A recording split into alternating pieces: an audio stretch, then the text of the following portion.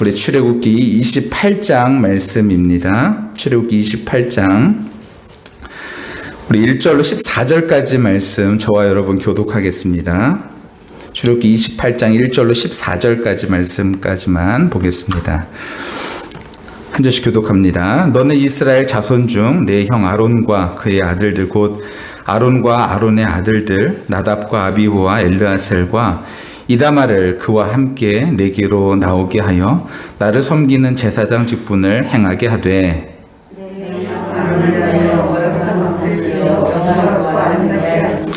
너는 물은 마음에 지혜 있는 모든 자 곧 내가 지혜로운 영으로 채운 자들에게 말하여 아론의 옷을 지어 그를 거룩하게 하여 내게 제사장 직분을 행하게 하라.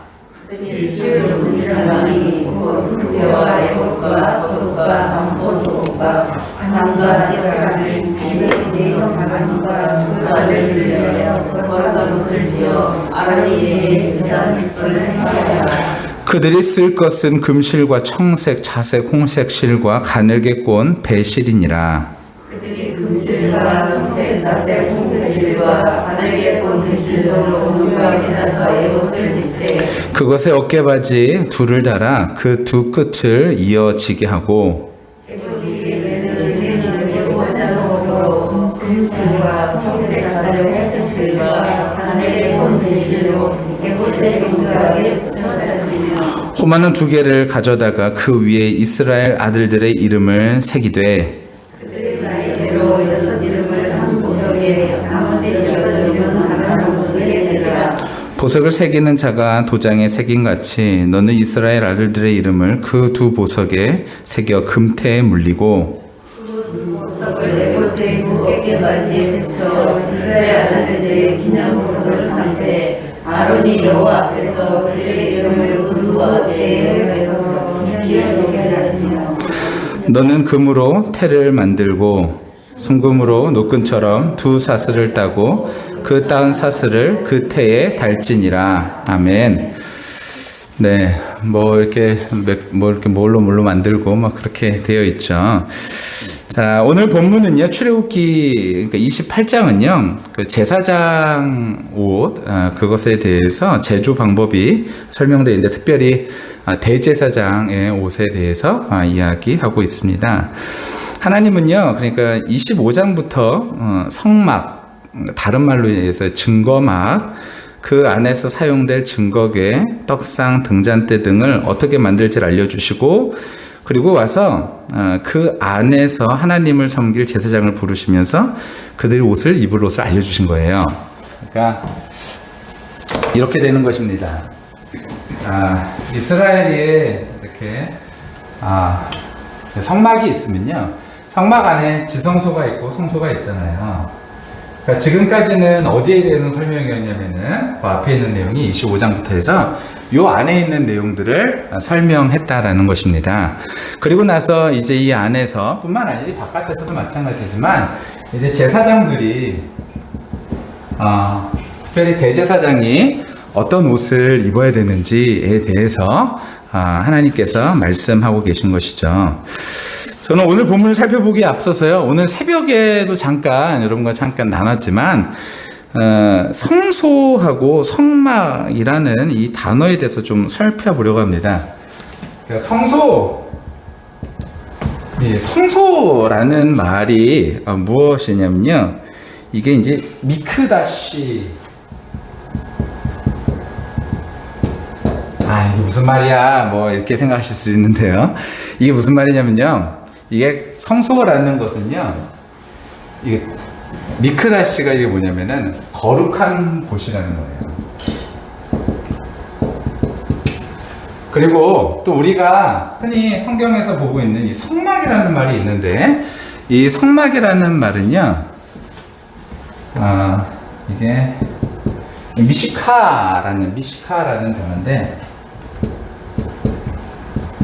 이거는 폐막 혹은 장막, 이런 의미를 갖고 있습니다. 그리고 성막, 이런 의미를 가지고 있어요. 자, 근데요, 이제 중요한 것이 이것입니다.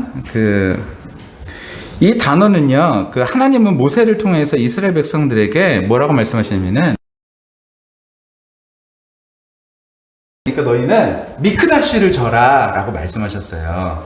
성소를 져라. 그러니까 거룩한 곳을 지어라. 그러니까 이스라엘 백성들이 그 말씀을 듣고, 아, 거룩한 곳. 그래서 하나님께서 지정해 주신 것이 있는데 그게 뭐냐면은 미슈카라는 거예요.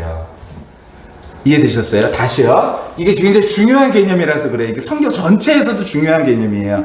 다시 말씀드리면 하나님께서요, 야, 내가 거할 처소인 거룩한 곳을 지어라 라고 말씀하셔서, 미크다시를 말씀하셔서 이스라엘 백성들이 뭐 했냐면은 이 미시카를 지었다라는 것이죠. 그래서 하나님께서 거할 수 있는 곳, 거처가 될 만한 곳을 마련했다라는 거예요. 그러니까 쉽게 말하면요, 이것은 이름이죠. 이것은 쉽게 말하면 성격이라고 말할 수 있어요. 어떤 성격이냐? 이것은 거룩한 곳이다라는 거예요. 거룩한 곳. 근데 많은 사람들이 어떻게 생각하냐면요, 많은 사람들이 이렇게 생각한다라는 거예요. 중요한 것은요, 이것을 한 세 가지 정도의 개념으로 생각하는 것 같은데, 하나는 성소, 말 그대로 성소. 하나는 회막. 하나는요, 이게 장막이라고 표현이 될지 모르겠는데요, 성소, 회막, 장막인데, 이 성소는 뭐냐면요, 이런 개념이에요. 이게 하나님께서 계시기 때문에 거룩한 곳이라고 생각을 하는 거예요. 하나님께서 계시기 때문에 거룩한 곳. 그리고 또 하나는 뭐냐면 회막. 이게 모일 회자를 써가지고 모이는 곳이라고 생각을 하는 거예요. 근데요, 이 안에 있는 내용들이요, 무엇을 얘기하는 거냐면은, 이 안에 있는, 여기 안에 이제 번제단과 물두멍과, 그리고 뭐, 떡상과, 그리고 등잔대와, 이러한 향로와, 증거계, 이런 모든 것들이요, 에투드라는 단어를 굉장히 지지해주고 있어요. 에투드가 뭐냐면요, 증거라는 거예요, 증거. 이게 무슨 얘기냐면요, 하나님께서 지금 이거를 통하여서 나타내시고자 하시는 것이 있는데, 그게 뭐냐면은 내가 너희들과 언약한 증거다라는 거예요. 내가 너희들과 언약한 증거를 이스라엘 백성들 사이에다가 항상 두시겠다라는 거예요. 그래서 이스라엘 백성들이 항상 다니다가 보는 거죠. 저게 뭐야? 하나님께서 우리하고 언약하셨다라는 증거야 라는 거예요. 그럼 하나님께서 언약하셨다라는 증거이기 때문에 이것은 또한 무엇을 의미하냐면요, 하나님께서 함께 거하시기 때문에 거기를 성소 미크다시가 될 수 있다라는 거예요. 예. 이거를 조금 더 설명을 하면 이렇게 되는 것이죠. 하나님은요, 처음부터 언약을 맺으셨어요. 누구하고 언약을 맺으셨냐면요, 아담과 하와하고 하나님께서 처음부터 언약을 맺으셨어요. 어떤 언약을 맺으셨죠? 하나님께서 창세기 2장 16절에 보니까 여호와 하나님이 그 사람에게 명하여 이르시되 동산 각종 나무의 열매는 내가 임의로 먹되 선악을 알게 하는 나무 열매는 먹지 말라. 내가 먹는 날에는 반드시 죽으리라. 어떤 언약을 맺으셨냐면요, 이게요, 구두 언약이라는 것인데, 열매를 먹지 말라라는 거예요. 열매, 동산 중앙에 있는 선악을 알게 하는 열매를 먹지 말라. 이게 언약이에요. 근데 이것을 누가 깨냐면 3장에 오자마자 간교한 뱀이요, 뭐라고 말해요? 여인한테. 우리 한번 성경을 한번 찾아서 볼까요? 창세기 3장 말씀 한번 보도록 하겠습니다. 창세기 3장. 우리 3장 1절 말씀 같이 한번 볼까요? 3장 1절 말씀입니다. 함께 봅니다. 함께 읽을게요. 시작. 그런데 뱀은 여호와 하나님이 지으신 들짐승 중에 가장 강교하니라. 뱀이 여자에게 물어 이르되 하나님이 참으로 너희에게 동산 모든 나무의 열매를 먹지 말라 하시더냐? 하나님이 여자한테 물어보는 거예요. 하나님이 동산 거기 있는 거 열매 다 먹지 말라고 하셨어? 그랬더니 하와가 뭐라고 대답하냐면은 2절에 여자가 뱀에게 말하되 동산나무의 열매를 우리가 먹을 수 있으나 먹을 수 있다라는 거예요. 근데 3절에 동산 중앙에 있는 나무의 열매는 하나님의 말씀에 너희는 먹지도 말고 만지지도 말라 너희가 죽을까 하노라 하셨느니라. 여러분 이게요 아까 제가 읽어드린 내용하고 다른 게 있죠. 뭐가 다를까요? 2장 17절하고 다른 걸 한번 찾아보세요. 뭐가 다를까요? 방금 읽은 3장 3절 말씀과 2장 17절이 다른 게 있어요. 어떤 내용이 다르죠? 2장 17절을 보니까 선악을 알게 하는 나무의 열매는 먹지 말라. 내가 먹는 날에는 반드시 죽으리라. 뭐 하지 말라고요? 먹지 말라. 그럼 어떻게 된대요? 반드시 죽는다 그랬어요. 근데 이 여자는요, 뱀에게 설명할 때 뭐라고 설명하죠? 너희는 먹지도 말고 만지지도 말라. 너희가 뭐 한다고요? 죽을까 하노라 라고 말하고 있어요. 하나님께서요, 지금 언약을 맺으셨어요. 아담과 하와한테요. 인간에게 언약을 최초로 맺으셨는데 그게 뭐냐면은 열매를 먹지 말라라는 거예요. 먹으면 어떻게 된다라는 거예요? 죽는다라는 것이죠. 근데 죽는데 그냥 죽는데요? 반드시 죽는다라고 말씀하셨어요. 근데 그것을 뱀은요, 꿰는데 여자가 이거에 대해서 어떻게 반응해요? 먹지도 말고 뭐 하지도 말래요? 만지지도 말라라고 얘기하면서 그 다음에 뭐라 그래요? 죽을까 한다라는 거예요. 진짜로 죽는다라는 게 아니라요, 죽을 수도 있다 뭐 이런 식이 되는 것이죠. 여러분 언약이 파기될 때에 굉장히 중요한 과정인 것 같아요. 한 번에 언약이 완전히 파기되지 않죠. 순서적으로 순차적으로 파기되는데 하나씩 말이 바뀌는 거예요. 하나씩 말이 바뀌어가지고 먹지 말라 말씀하셨는데 먹지도 말고 만지지도 말고 반드시 죽는다 말씀하셨는데 죽을까 한다라고 말하는 것이죠. 여러분 이와 같은 일들을 말하고 나니까요 어떻게 됐어요? 뱀이요 죽지 않는다 그랬죠. 그래 여인이 이것을 먹어버린 거예요. 언약의 파기죠. 그랬더니 어떻게 된 거예요? 이 아담과 하와가요 도망치기 시작합니다. 누구를요? 하나님의 낯을 피해서 도망치기 시작하는 것이죠. 그러니까 언약의 파기는 무엇을 말하냐면요, 하나님과의 관계의 단절을 의미하는 것이죠.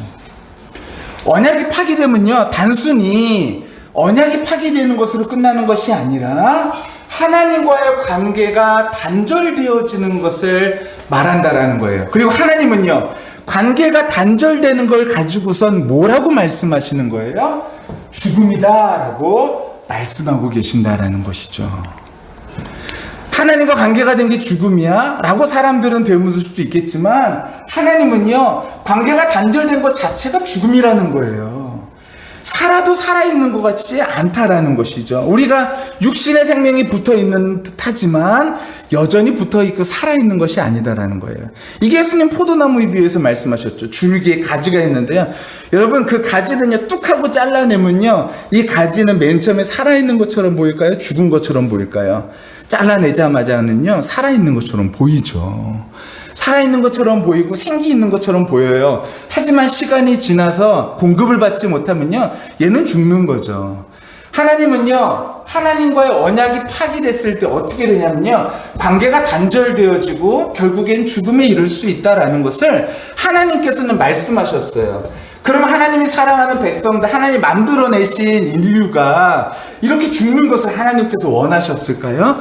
원하시지 않으셨죠. 그래서 하나님께서요 한 사람을 대표로 해서 다시 언약을 맺기를 시작하십니다. 그 한 사람이 누구냐면 바로 아브라함이에요. 그래서 창세기 15장에 보면요 하나님과 아브라함 사이에 언약을 맺는 장면이 등장해요. 그래서 동물의 가운데를 잘라내고 그 가운데를 지나가는 것이고, 이게 당시 고대 근동에서 언약을 맺는 행동이었어요. 동물이 이렇게 있으면요 그 동물을요 반을 뚝 잘라요. 그런 다음에 거기를요 같이 사람이 언약을 맺은 사람이 함께 지나가는 거예요. 이것은 무엇을 의미할까요? 너 언약 파기하면 어떻게 된다라는 거예요. 이 동물처럼 죽을 수 있다라는 것을 의미하는 거예요. 그러니까 이 언약을 파기한 사람은 뭐에 대한 대가를 치러야 되냐면은 생명으로 그것에 대한 대가를 치러야 된다라는 게 당시 고대 근동에서 언약을 맺었던 행위였어요. 상징 행위죠. 근데 하나님께서 아브라함과 언약을 맺으실 때 이와 같이 언약을 맺으셨죠. 그런데 이스라엘 백성들, 특히 아브라함과 그의 후손들이 그것을 제대로 이어가질 못했어요. 결국에는 애굽의 종으로 팔려가게 되어지죠. 근데 애굽으로 종으로 팔려가게 되어졌을 때 하나님께서 왜 이스라엘 백성들을 구원해 내셨을까요?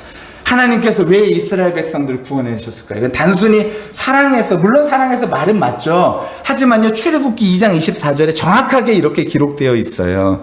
하나님이 그들의 고통 소리를 들으시고 하나님이 아브라함과 이삭과 야곱에게 세운 그 언약을 기억하사라고 되어 있어요. 하나님께서 아브라함과 언약을 맺으신 것을 기억하시는 거예요. 그러면 우리는 무엇을 알아야 되냐면 하나님께서 도대체 아브라함과 어떤 언약을 맺으셨냐라는 거예요. 우리 창세기 15장 말씀 한번 볼까요? 창세기 15장 말씀을 보면 우리 18절 말씀 제가 먼저 읽겠습니다. 창세기 15장 18절 보니까요. 이렇게 기록되어 있어요. 그날에 여호와께서 아브라함과 더불어 언약을 세워 이르시되 내가 이 땅을 애굽 강에서부터 큰 강 유브라데까지 내 자손에게 주겠다라고 말씀하시죠. 그리고 앞에 있는 내용들도요, 하나님께서 예언과 같이 언약의 말씀을 주시는 것이 있는데 13절 말씀 한번 볼게요. 여호와께서 아브라함에게 이르시되 너는 반드시 알라 내 자손이 이방에서 객이 되어 그들을 섬기겠고, 여기서 이방은 어디를 말할까요? 가깝게는 애굽을 말합니다. 그래서 객이 되어 그들을 섬기겠고 그들은 400년 동안에 내 자손을 괴롭히리니 그들을 섬기는 나라를 내가 징벌할지며 그 후에 내 자손이 큰 재물을 이끌고 나올 것을 말씀하셨죠. 이것이 하나님의 언약이었어요. 그러니까 하나님께서는 약속을 하신 것이죠. 어떤 약속을 하신 거예요? 아브라함에게도 맨 처음부터 약속하셨어요. 내가 너에게 네가 바로 복의 근원이 될 것이다 라고 말씀하셨었거든요. 그래서 하나님께서 그 약속하신 대로 이루시는 분이시다라는 거예요. 그래서 이스라엘 백성들이 출애굽하기 전에 애굽에서 시달리고 있을 때 하나님께서 이제 이 사람들을 끌어내와야겠다. 단순히 고통받고 있으니까 끌어내자. 불쌍하니까 끌어내자. 여러분, 이런 감정의 문제가 아니라 하나님은요, 언약하셨기 때문에 약속하신 대로 이루시기 위하여 이스라엘 백성들을 이제 출애굽 시켜야겠다라고 하신 거고 그 약속대로 이루시는 것이다라는 것이죠. 하나님이 그들을 구원하실 이유는 사실 아무것도 없었어요. 그들이 그냥 불쌍해도 그냥 버려두실 수도 있었고, 왜냐면요, 언약을 파기하면 어떻게 된다고요? 죽음으로써 그것에 대해서 감당을 해야 되니까 이들은요, 그냥 버려져도 상관없는 존재였죠. 하지만 하나님께서는요, 그것을 계속해서 언약을 갱신해 나가시면서 하나님의 사랑을 이스라엘에게 계속 꾸준하게 보여주시면서 이 언약을 계속 이루시는 거예요. 이 언약의 저변에 깔려 있는 게 뭐예요? 내가 너희를 내 백성 만들겠다라는 거예요. 내가 너희를 내 백성 만들겠다라는 이 맨 밑에 깔려있는 너희를 내 자녀 삼겠다라는 이것이 맨 밑에 깔려서 이스라엘 백성들이 넘어지고 이스라엘 백성들이 배반하고 배신하고 그럴 때도 하나님께서는 이 언약을 계속해서 갱신해 나가시면서 이스라엘 백성들을 또 구원해시고 또 구원해내신다라는 것입니다. 그리고 나서 오늘 본문 그리고 출애굽기의 내용이다라는 거예요. 그러니까 하나님께서 이것을 통하여서 무엇을 주시기를 원하셨다라는 거예요. 야, 니네들이 괜찮은 사람들이니까 이스라엘 백성들 너희들은 내가 택한 선민이야. 너희들은 내가 있으니까 내가 여기 안에 함께 거하니까 너희들은 거룩하고 대단한 백성이야 라는 걸 얘기하기 위해서 하나님께서 이걸 주신 것이 아니라 이걸 통하여서 무엇을 느낄 수밖에 없다라는 거예요. 우리는 언약을 배반한 그런 존재인데 하나님께서 우리에게 이 언약을 배반한 존재에게 다시 한번 하나님 곁으로 갈 수 있는 길을 마련해 주셨구나. 이것이 얼마나 감사한 일인가 라는 것을요, 이것을 통하여서 계속 지속적으로 우리에게 보여주시고 알려주시고 깨닫게 하시고 그것으로 인하여서 이스라엘 백성들이 그 은혜 받고 하나님의 말씀대로 순종하며 살아가는 하나님의 백성으로 만들어가기를 하나님께서는 원하셨죠.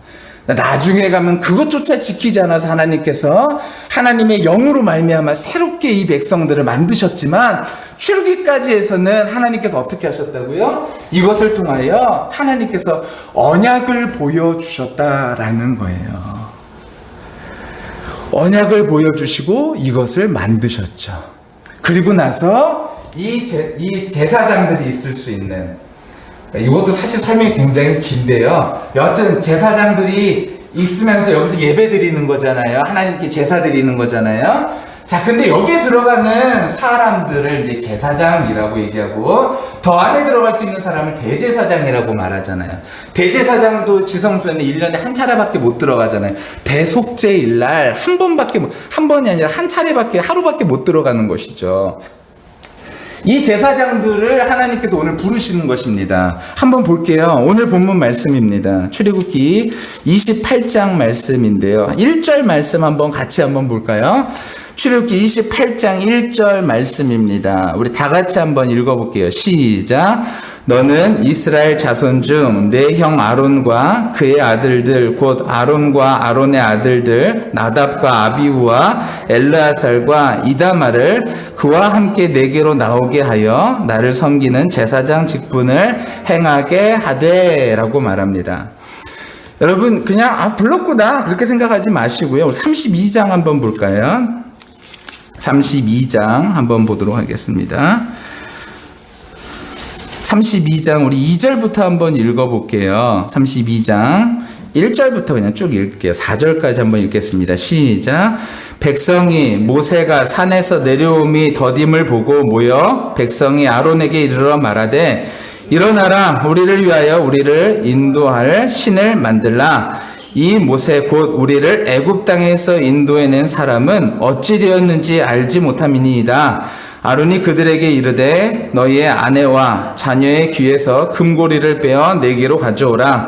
모든 백성이 그 귀에서 금고리를 빼어 아론에게 가져가매 아론이 그들의 손에서 금고리를 받아 부어서 조각칼로 새겨 송아지 형상을 만드니 그들이 말하되 이스라엘아 이는 너희를 애굽 땅에서 인도해낸 너희의 신이로다 하는지라. 지금 뭐 만든 거예요? 아론이요. 우상을 만들었죠. 하나님께서 지금 세운 제사장이 누구라고요? 우상 만든 사람입니다. 나답과 아비후는 어떤 사람이에요?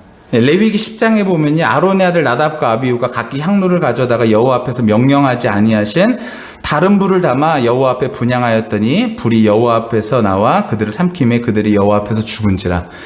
나답과 아비후는요, 하나님 앞에 제대로 된 불, 다른 불, 이게 뭔지는 몰라요.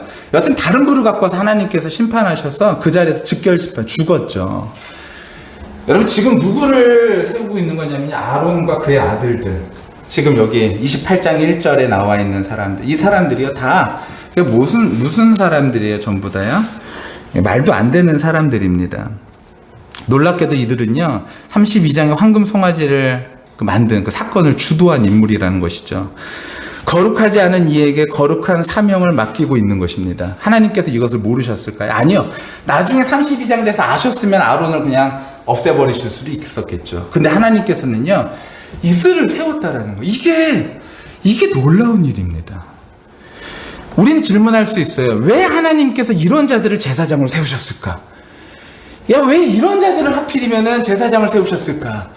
이렇게 금송아지. 아니, 성경에 그러면 이런 사람들 그냥 금송아지 만든 거, 이런 거 그냥 기록하지나 말지.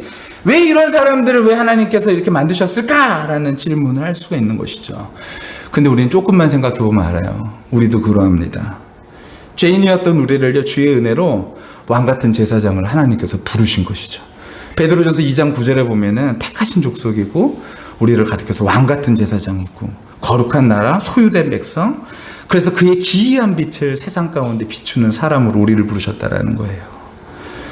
우리도 스스로 잘 알고 있습니다. 언제든지 하나님을 모른다 할 수 있는 존재가 바로 우리라는 사실이에요. 그러나 하나님은요, 우리를요, 끝까지 믿어주시고 제사장 나라 삼아주시겠다라는 거예요. 그래서 주의 일꾼 삼으셔서 주의 일을 하시게 하시는 분이시다라는 것이죠. 그래서 아까 우리가 찬송하지 않았습니까? 나의 죄를 정케 하사 주의 일꾼 삼으신 구세주의 크신 능력 주를 찬송합니다. 뭐 이러면서 우리 찬양하지 않았었습니까? 우리는 하나님 앞에 나아갈 수 있도록 하나님께서 해주셨다라는 거예요. 여러분, 이 제사장이라는 직분이요, 대단한 것입니다. 하나님 앞에 나아갈 수 있도록 해주셔서 할 수 있는 그런 권세가 있는 사람이잖아요. 우리도요, 하나님께서 하나님 앞으로 나아갈 수 있도록 옷을 입혀주셨습니다. 이스라엘 백성 가운데는 하나님께서요, 하나님이 정하신 거룩한 옷을 입혀주셨죠. 청색, 홍색, 자색, 가늘게 꼰 배실, 거기서 끝나지 않아요.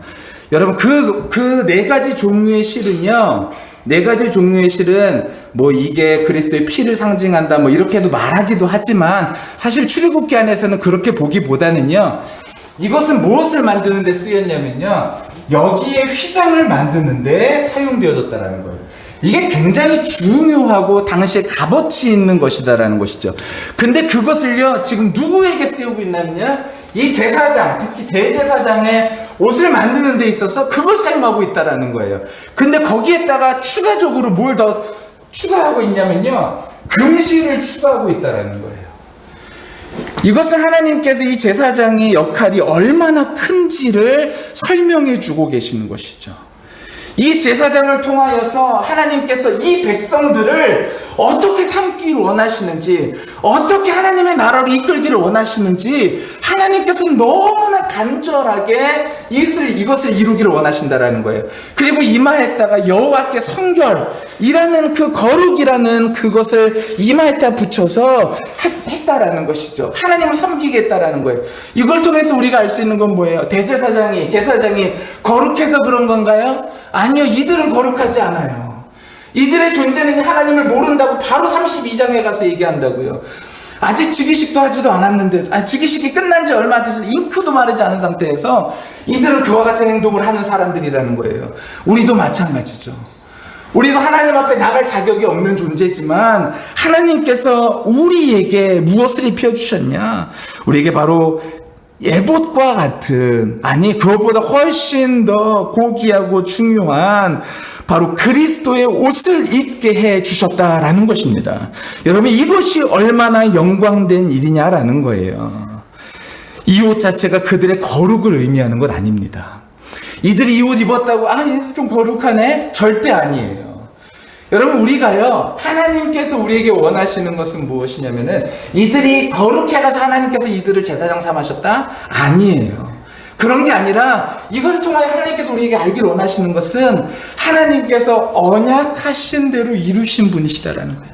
우리를 사랑하시는데 그 사랑하시는 것이 언약으로 드러났다라는 것이죠. 우리도 마찬가지죠.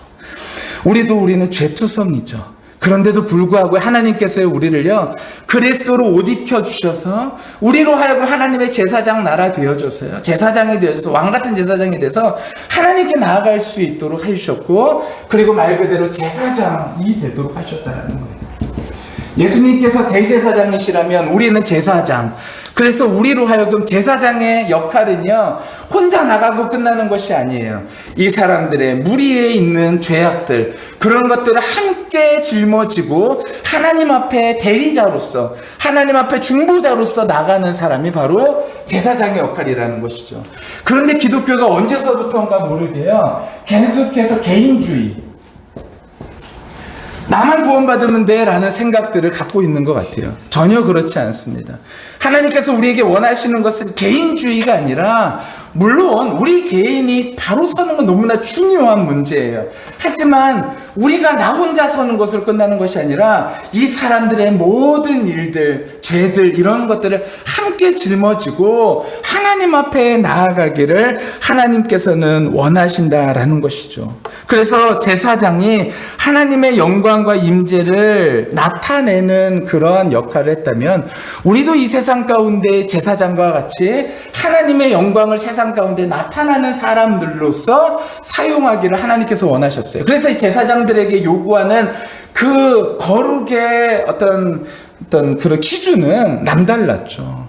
여러분 우리도 마찬가지죠. 하나님께서 우리를 부르셔서요 제사장 삼아주시고 우리로 하여금 하나님의 말씀에 순종하며 살아가면서 하나님의 의를 나타내고 하나님의 공의를 세상 가운데 나타나면서 그렇게 하나님께 영광 받으시는, 하나님이 영광 받으시는 일들이 일어나도록 하나님께서 역사하기를 원하신다는 거예요. 우리로 하여금요.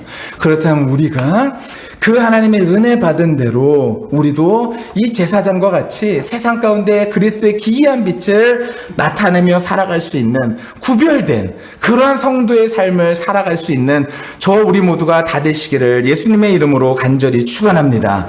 우리도 오직 주 예수 그리스도로 옷 입고 정욕을 위하여 육신의 일을 이제는 도모하지 말고 위의 것을 바라며 추구하며 살아가는 저와 우리 모두가 다 되시기를 간절히 축원합니다. 아래 것, 땅의 것이 아니라 위의 것을 바라보며 하나님께서 원하시는 일들을 함께 추구하며 나아가는 우리가 되어졌으면 좋겠습니다.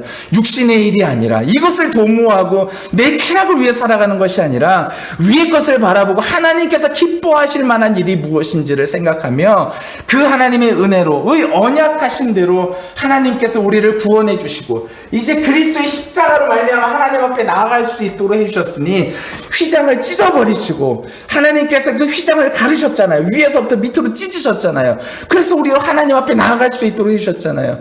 그러면 이 은혜대로 우리가 주 앞에서 정말로 하나님의 자녀답게 신실한 제사장의 직분을 잘 감당하며 살아갈 수 있는 우리 모두가 다 되어졌으면 좋겠습니다. 여러분 그러기 위해서는요 이 언약의 개념들을 우리가 충분히 은혜로 누릴 때 이렇게 되는 줄 압니다. 우리가 이것을 하나님의 은혜를요 언약을요 은혜로 충분히 받아들이고 나 같은 죄인이라는 그런 믿음의 고백, 그런 고백이 하나님 앞에 있을 때 하나님께서 우리를 구원해 주시는 그 구원의 은총과 은혜가 무엇인지를 더불어 깨닫게 될 줄로 믿습니다. 저와 우리 모두가 그러니 항상 주 앞에서 겸손하게 주의 은혜를 사모하며 주의 은혜에 감사하며 오늘도 나 같은 이 자를 하나님의 일꾼 삼아주시고 이 일을 맡겨주시니 감사하다라는 그런 감사의 고백이 우리의 입술을 통하여서 이루어지고 그것을 통하여 또한 감사하고 그 은혜대로 살아갈 수 있는 그런 우리 모두가 다 되기를 예수님의 이름으로 간절히 축원합니다.